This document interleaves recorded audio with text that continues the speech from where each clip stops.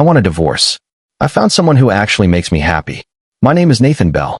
I'm 45 years old, and I work as a financial systems analyst for Orbis Union in Richmond, Virginia. That text arrived on my phone on an ordinary Wednesday morning while I was at my desk, carefully reviewing a client's fraud detection algorithms for the third time. Dana, my wife of 22 years, was supposed to be attending a marketing conference in Dallas. She had told me it would be 3 days, a standard business trip, nothing unusual. My mind was in spreadsheets and code until the buzz of the phone pulled me away. The words on the screen didn't even seem real at first, as if they belonged to someone else's nightmare. I stared at them while my coffee cooled on the desk beside me. Before I could even process the shock, the phone vibrated again with another message. I've already transferred the retirement funds to my private account. You can have the house. I don't need it anymore. Those words jolted me more than the first. The house was not just walls and furniture. It was the product of years of planning, savings, sacrifices, and decisions made with caution and patience. But Dana's casual dismissal of it, as though it were an outdated appliance, told me something I hadn't wanted to see clearly. She wasn't coming back, not just from the trip, but from the life we had built. I set down the coffee, unlocked my phone, and opened my banking app. My thumbs moved quickly, practiced from years of routine checks. But this time the tension in my chest made the motion stiff. The balances were not what they should have been. Something was already in motion, but Dana had no idea that the system I designed didn't allow for blind withdrawals. I typed back 7 words. I hope you're happy. That was all. No begging, no questions, no threats. Just a simple statement I knew she would misinterpret as passive resignation. I returned my focus to the 3 dashboards glowing on my monitor. Every joint account we had was wired into the fraud monitoring system I had built myself years ago after a client nearly collapsed from an internal embezzlement scheme. Retirement funds, investment accounts, emergency savings, even the checking account Dana liked to think of as her private pool. All of them were connected. My system watched everything, not out of paranoia but habit. Money moves in patterns, and when those patterns break, something is always behind it. Dana's transfers had already lit up the system like a Christmas tree. To her, it was a clean getaway. To the algorithms, it was suspicious activity triggering multiple layers of federal protocols. 6-figure movements without 2-party verification were automatically flagged. By noon, I had alerts not from Dana but from the receiving institution itself. Deposit holds, account reviews, frozen transactions pending investigation. No human emotion was required. The rules were simple, automatic, and inescapable. I didn't grin or pump my fist or feel any wave of triumph. I just closed the notifications, adjusted my tie, and went back to working on someone else's financial security. Somewhere across the country, Dana's phone would soon start buzzing, and she'd discover that her balances read 0. The system I built had no sympathy for betrayal or poor planning. It treated her just like any other fraud case. That was the irony. She should have known better than to test the rules of money. We had been married since high school, sweethearts from Petersburg, where life had seemed much simpler. I was always the numbers guy, the one calculating batting averages for the baseball team or balancing the senior class fundraising accounts penny by penny. Dana was the charming one, the girl who could persuade teachers, friends, anyone really, to see things her way. She had charisma I never possessed. Together we seemed balanced. Me cautious and deliberate, her outgoing and ambitious. She'd tease me about being overly careful with money, about how I double-check tax returns 3 times before filing. Someone has to be careful, I would tell her, and for years it worked. I handled the finances, building a safety net strong enough to carry us into a comfortable retirement, while she built her marketing career at Valerie Marketing Group. She traveled often, going to workshops in Austin, conferences in Phoenix, seminars in Chicago. Always networking, always talking, always presenting herself as indispensable. I thought it was simply her job. In reality, it had been practice for something else entirely. The signs had been there, subtle but undeniable in hindsight. 6 months ago, she stopped asking about retirement projections, something she had always shown curiosity about. 3 months back, she opened a credit card without mentioning it to me. 2 weeks before leaving for Dallas, she casually remarked that our guest room was too cluttered and that no one visited us anymore. My sister had noticed her distance over Thanksgiving dinner, but I had dismissed it as stress from work. What I failed to realize was that Dana wasn't stressed. She was planning. Tuesday night, the evening before her supposed trip, she was unusually focused during dinner. She asked about our total retirement savings. About $800,000 between the two of us. I answered without hesitation. She smiled lightly and said she was just curious. At the time, I thought nothing of it. Now, in the glow of my monitor, the curiosity revealed itself for what it was: calculation. Dana was measuring the size of her escape plan. I considered reaching out to family, to her mother, or to Patricia, her best friend. I considered telling my own parents, but the words felt surreal. How could I explain that my wife had just tried to rob us blind using the very systems I had built? It sounded like a plot from a soap opera. Instead, I cooked myself a quiet dinner that evening, watched the nightly news, and checked the alerts one more time. The transfers remained frozen, the investigation in full swing. Dana had gambled on speed, thinking she could empty everything before I noticed or before any systems caught up. What she forgot was that in 22 years, I had never once overlooked a financial detail. Friday morning at 11:30, the inevitable call came. "Nathan, my card's not working," Dana said, her tone clipped with controlled panic. "What's your balance?" I asked calmly. "Zero," she said sharply. "How is it zero?" I transferred. Her words cut short when the realization struck. "What did you do?" "Nothing," I said, which was the truth. The fraud detection system flagged unusual transfers from protected retirement accounts. Federal regulations require review for large withdrawals without proper authorization.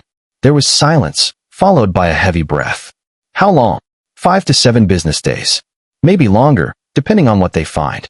She hung up without another word. I sat back in my chair and took a sip of my coffee, staring at the alerts without emotion.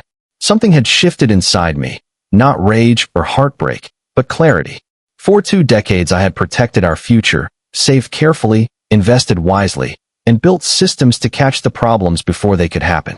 And in return, the woman I thought I knew had decided to drain it all with the efficiency of a thief closing a business deal. What hurt wasn't the attempted theft of money. It was the realization that her betrayal was so neatly executed, so devoid of hesitation. Just a text message, a transfer, and goodbye. Like changing seats on a flight. The more I reviewed the situation, the clearer it became. Our retirement accounts, thanks to the freeze, were still intact. The house, purchased 5 years earlier for $300,000, had risen in value to nearly $500,000. My modest stock portfolio, my personal savings bonds, all of it was protected. Dana had underestimated the fortress I had built. By Friday afternoon, my phone displayed 23 unread messages from her. I didn't bother reading them. What was there left to discuss? She had already made her choice. On Saturday, I sat across from a divorce lawyer. William Brooks was sympathetic but precise. "File now," he advised. "Document everything. Her attempt to move marital assets without consent will work heavily in your favor." By Monday morning, the paperwork was filed. No requests for alimony, no attempt to split assets that had not been compromised, just a clean break. Dana could keep the $3,000 in our joint checking account. That was the extent of my generosity. The rest, she had forfeited the moment she chose betrayal. By Tuesday morning, reality had sunk in. I wasn't the type to gloat, to hunt for revenge, or to wallow in bitterness. I wasn't naive either. The same systems I built to protect major financial institutions had just protected me from the woman I'd spent over half my life with. Numbers didn't bend for marriage vows. Algorithms didn't pause for tears. They followed the rules, cold and precise. Dana had gambled against them and lost. I went to work like any other day, eating lunch at my desk, reviewing fraud cases, the irony heavy but unspoken. The weekend came quietly. I cleaned out the guest room Dana had always complained about, donating her books, boxing up photographs, sorting items methodically. Not out of anger, but practicality. A chapter had closed with a text message, and now it was time to reorganize. Life was different, but the systems endured. The following week, Dana returned with her next move. She had hired Patricia Martinez, a lawyer I knew from neighborhood barbecues, a woman who loved to brag about loopholes and technicalities. They filed a motion accusing me of manipulating our accounts. The claim was bold. Nathan Bell, with his professional expertise, had deliberately sabotaged marital assets to trap his wife financially. My lawyer William read the motion and chuckled. They're going with misconduct. That's an odd strategy when every alert is clearly automated. The bank's own fraud teams will testify to that. The court hearing was set 2 weeks out. Dana, meanwhile, called the house 17 times on Sunday night. I ignored the first 16. On the 17th, I answered. Nathan, you need to call the bank, she demanded, her voice taut with panic disguised as irritation. Tell them the transfers were authorized. I can't access anything. I'm stranded. Stranded where? I asked evenly. Phoenix, she admitted after a pause. I'm staying with friends. Phoenix isn't Dallas, I replied. Silence stretched thin on the line. It's complicated, she muttered. I'm sure it is. Did you tell your boss? The conference organizer? Valerie's HR. Don't start, she snapped and hung up. Monday brought new developments. My fraud monitoring system flagged Dana's attempts to open 3 separate credit cards using our joint address. All were declined. With the fraud investigation in full swing, her credit was frozen tight. She had effectively trapped herself. By Tuesday, Patricia, her attorney, was on the phone with me. Nathan, this is getting messy. Your wife needs access to basic living expenses. I kept my tone level. She has the joint checking account. $3,000 untouched. Patricia scoffed. That's hardly reasonable. It's the same balance we've always carried for emergencies. She considered $800,000 reasonable to move without my consent. Patricia ended the call without another word. Wednesday exposed more cracks. Alan Murphy, Dana's boss at Valerie, phoned me directly. Nathan, was Dana really at our Dallas conference? HR has no record of her registration. My heart sank, not from loyalty but from dread. You'd have to ask her, I said carefully. She hasn't been in touch with me either. Alan's voice hardened. We've also noticed irregularities in her expense reports. It's starting to look serious. That night, the bank investigators contacted me again. Mr. Bell, in reviewing flagged transactions, we found multiple unusual transfers from corporate to personal accounts over the past year and a half. All from the same IP address used by your wife's workstation. My blood ran cold. Dana hadn't just betrayed our marriage. She had been stealing from her company. The personal deception was devastating enough, but this revelation widened the betrayal into criminal territory. By Thursday, Patricia filed another motion, this time requesting emergency funds for Dana's living expenses. The hearing was scheduled for Friday. I spent the night preparing, printing bank statements, fraud alerts, and data trails. Evidence was my strongest weapon. Friday morning at the courthouse, I saw Dana in person for the first time since her so-called conference trip. She looked diminished, paler, thinner, her posture stiff with anxiety. She caught my eye in the hallway. Why? She whispered. Why what? I asked coldly. Why did you notice? Why did you have to stop it? My jaw tightened. Why did you try to take everything? She looked away. Inside the courtroom, the judge reviewed the evidence quickly. Automated fraud alerts. Frozen transfers. Federal regulations requiring investigation. His ruling was blunt. Dana had access to the joint checking account. That would suffice for basic expenses until the investigation concluded. Patricia's argument fell apart in under 20 minutes. Dana left the courtroom with nothing. I left with a strange mix of emptiness and certainty. Monday morning, an investigator named Gregory Harris appeared at my office. Mr. Bell, I'm with Eastern Financial Compliance. We've uncovered systematic fraud involving your wife and corporate accounts at Valerie. We need your expertise. I straightened in my chair. I'm not involved. Gregory nodded. We know, but your personal system flagged anomalies we missed. It's why we expanded the audit. Over coffee in the conference room, he laid out the scope. Dana hadn't acted alone. Thomas Wade, another executive at Valerie, had helped her move funds. Together, they had siphoned nearly $2 million over 2 years, hiding transactions and marketing budgets and redirecting money through shell accounts. Your system led us to the discovery, Gregory explained. You've essentially exposed an embezzlement network. I sat in silence, my stomach twisting. I had spent years building systems to protect others, and in doing so, I had uncovered my own wife's crimes. That evening, Dana texted me from an unknown number. They're saying it's federal charges. They think I took millions. I stared at the words and finally typed a reply. You didn't mean for it to be caught. That's all. Tuesday, deep in the spiral. Our realtor called with concerns. Nathan, someone's been asking about listing your house. They quoted the original purchase price, $300,000, claiming to represent you and your wife. My pulse quickened. Who made the inquiry? A man named Thomas Wade. I closed my eyes. The pattern was unmistakable. Dana and Thomas hadn't just stolen money. They were planning to acquire properties at outdated prices, flip them for profit, and pocket the difference. Our house had been their centerpiece. By Wednesday, I was sitting with Detective Sarah Flynn from Richmond's Financial Crimes Unit. She confirmed the conspiracy. 12 families had been targeted with similar real estate manipulation schemes. My case provided the clearest evidence trail. Your system didn't just save you, she told me. It's unraveling an entire operation. Thursday brought another court date. Patricia, looking increasingly uneasy, argued again for Dana's access to frozen funds. The judge refused. Later that afternoon, William pulled me aside. The fraud investigation has expanded. This is no longer just about divorce. Your wife is looking at wire fraud, conspiracy, even racketeering if they tie the property scheme together. That evening, I sent every piece of documentation I had to the U.S. Attorney's Office, fraud alerts, transaction logs, system records. It wasn't about revenge anymore. It was about truth. Justice comes from facts, not anger. Sometimes those facts destroy more than just a marriage. Thursday morning, I stood before a grand jury. For 2 hours, I explained in clinical detail how my fraud detection system worked, how the alerts triggered automatically at 3 in the morning when thresholds were exceeded, how no manual input from me was required. The prosecutors nodded approvingly. Did you ever access your wife's accounts without her consent? No, I said firmly. The system monitored joint accounts only. I built it to protect us, not invade privacy. Dana's potential sentence became clearer with every word. Multiple counts of wire fraud, conspiracy, embezzlement, 20 years minimum if convicted. I drove straight back to Orbis Union after testifying. My team leader Michelle Chong met me in the office.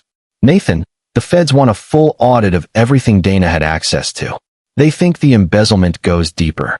Together we worked late, pulling 3 years of logs, every login, and every data trail. Michelle shook her head. None of us saw this coming. I looked at the lines of code scrolling across the screen. That's why we build systems. To catch what people don't see coming. The weeks that followed were nothing short of exhausting. A strange combination of grief, anger, and relief. Divorce is not just a legal proceeding. It is an emotional war, and every motion, every document, every courtroom session felt like another reminder that the person I once trusted with my life had chosen betrayal over love. Dana tried to paint herself as the victim, spinning stories about control, manipulation, and loneliness, but the evidence was too overwhelming. My fraud detection system had captured every transfer, every login attempt, every manipulation of data. The irony was that the very system she thought she could outsmart became the same one that sealed her downfall. In court, her lawyers tried to argue that she didn't fully understand what she was doing, that she acted out of desperation, but the truth was written across the digital trail she left behind. She wasn't desperate, she was greedy. And greed has no disguise when the numbers don't lie. By the time the federal agents reviewed the evidence, it was clear that this wasn't just a domestic dispute. It was fraud on a level that carried consequences far beyond our marriage. Dana faced charges that could land her in prison, and for the first time in our relationship, she couldn't manipulate her way out. Her tears, her pleas, her carefully chosen words meant nothing to the system of justice that had no patience for lies. Watching her break down in that courtroom was a surreal experience. Part of me still remembered the woman who used to laugh at midnight while we ordered greasy pizza and watched terrible movies. Part of me remembered the woman who once held my hand and told me she believed in me when I first launched my business. But the larger part of me, the one battered and scarred by betrayal, knew that woman had been gone a long time. What stood before me wasn't my wife. It was a stranger wearing her face, someone who had gambled with my love, my trust, and my life's work, and lost. After the trial, I walked out of the courthouse alone.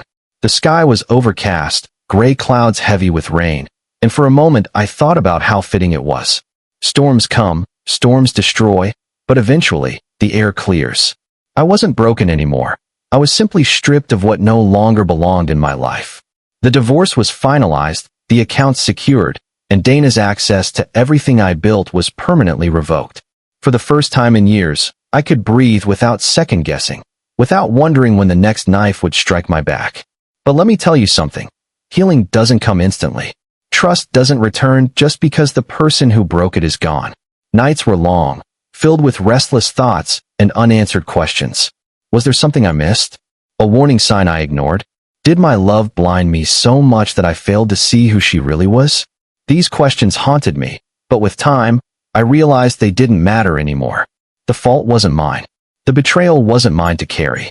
Dana had chosen her path, and I had chosen to survive it.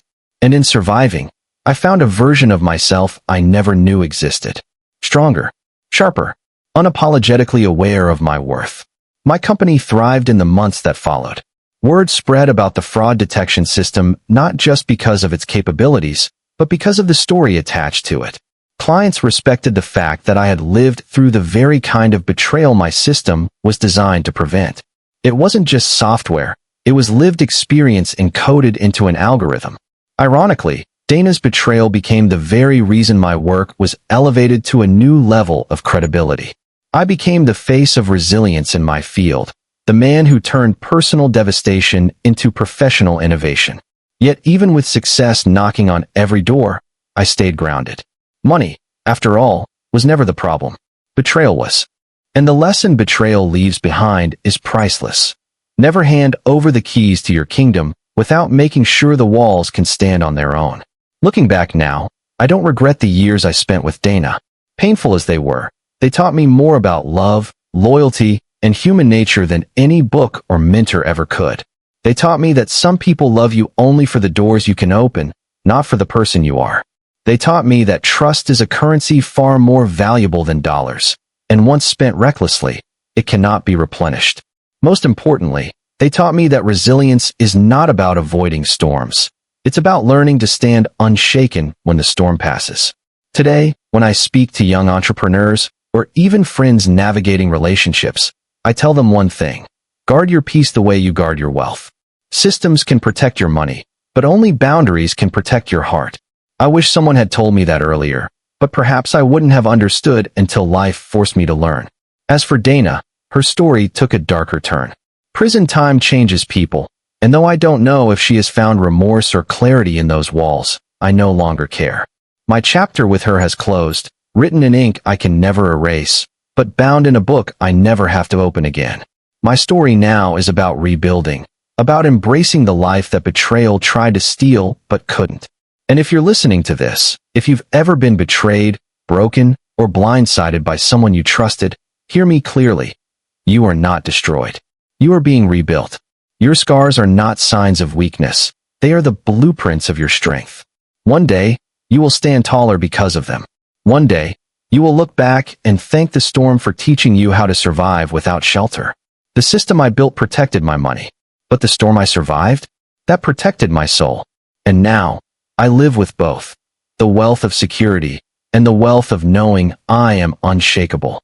So I'll leave you with this question, the same one I ask myself every morning when I wake up to a life I fought to reclaim. If betrayal tried to break you yesterday, what will you build today that proves it failed?